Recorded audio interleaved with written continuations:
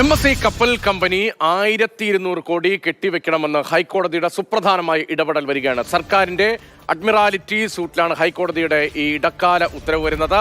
9534 കോടി രൂപയാണ് സർക്കാർ നഷ്ടപരിഹാരമായി ആവശ്യപ്പെട്ടത്. ബിനിൽ ചേർന്നു. ബിനിൽ, കപ്പലപകടത്തിന്റെ തുടർച്ചയായി സംഭവിക്കുന്ന വളരെ പ്രധാനപ്പെട്ട ഒരു ഇടപെടലാണ് ഹൈക്കോടതിയുടെ ഭാഗത്ത് നിന്ന്. സർക്കാരിന്റെ ആവശ്യം അത് ഭാഗികമായെങ്കിലും അംഗീകരിക്കപ്പെട്ടു എന്ന് വേണമോ ഇടക്കാല ഇടപെടൽ എന്ന് മനസ്സിലാക്കാൻ? തീർച്ചയായും ആ രീതിയിൽ വേണം നമ്മൾ കണക്കാക്കാൻ. കാരണം സർക്കാർ ആവശ്യപ്പെട്ട നഷ്ടപരിഹാരം എന്നത് 9534 കോടി രൂപയാണ്. അതായത് പാരിസ്ഥിതിക നഷ്ടം, മത്സ്യത്തൊഴിലാളികൾക്ക് ഉണ്ടായിട്ടുള്ള നഷ്ടം, അതെല്ലാം കൂടി കണക്കിലെടുത്തുകൊണ്ടാണ് ഇത്രയും വലിയൊരു തുക MSC കമ്പനിയിൽ നിന്ന് നഷ്ടപരിഹാരമായി ഈടാക്കാൻ വേണ്ടി സർക്കാർ ഹൈക്കോടതിയിൽ അഡ്മിറാലിറ്റി സൂട്ട് ഫയൽ ചെയ്തത്. പക്ഷേ MSC ആദ്യം മുതലെടുത്ത നിലപാടെന്നത് ഇത്ര വലിയ തുക കെട്ടിവെക്കാൻ കഴിയില്ല, അത് ഊതിപ്പെരിപ്പിച്ച കണക്കാണ്, ഇത്രയധികം നഷ്ടമൊന്നും കേരള തീരത്ത് സംഭവിച്ചിട്ടില്ല.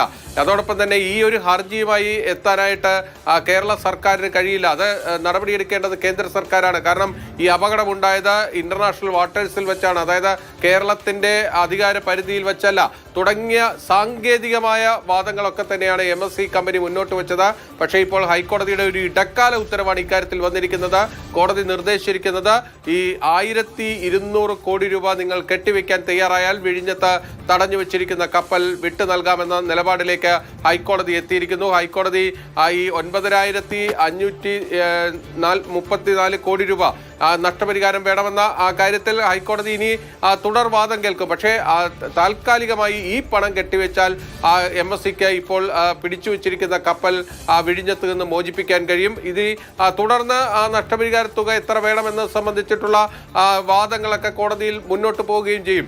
ഒരു ഇടക്കാല ഉത്തരവാണ് ഇപ്പോൾ വന്നിരിക്കുന്നത്. അതിൽ ആദ്യഘട്ടം എന്ന നിലയിൽ 1200 കോടി രൂപ കെട്ടിവെക്കാനാണ് ആഗോള കപ്പൽ കമ്പനിയായ MSCയോട് ഇപ്പോൾ കൊച്ചി ഹൈക്കോടതി ഉത്തരവിട്ടിരിക്കുന്നത്. വളരെ പ്രധാനപ്പെട്ട ഇടപെടലാണ് ഹൈക്കോടതിയുടെ ഭാഗത്ത് നിന്ന് വന്നിരിക്കുന്നത്.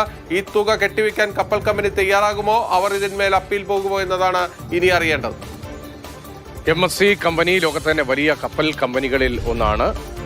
അവർക്ക് ഓപ്പറേഷൻസ്, ഇന്ത്യയുമായി ബന്ധപ്പെട്ട് നിരവധി ഓപ്പറേഷൻസ് കൃത്യമായി നടക്കുന്നുണ്ട്, ദീർഘകാലമായി നടക്കുന്നതാണ്. അവരുടെ സർവീസുകൾ മുന്നോട്ട് കൊണ്ടുപോകാൻ കഴിയാത്ത വലിയ സാഹചര്യം ഈ അപകടത്തിന് പിന്നാലെ ഈ കേസുകൾ വന്നതോടുകൂടിയുണ്ട്.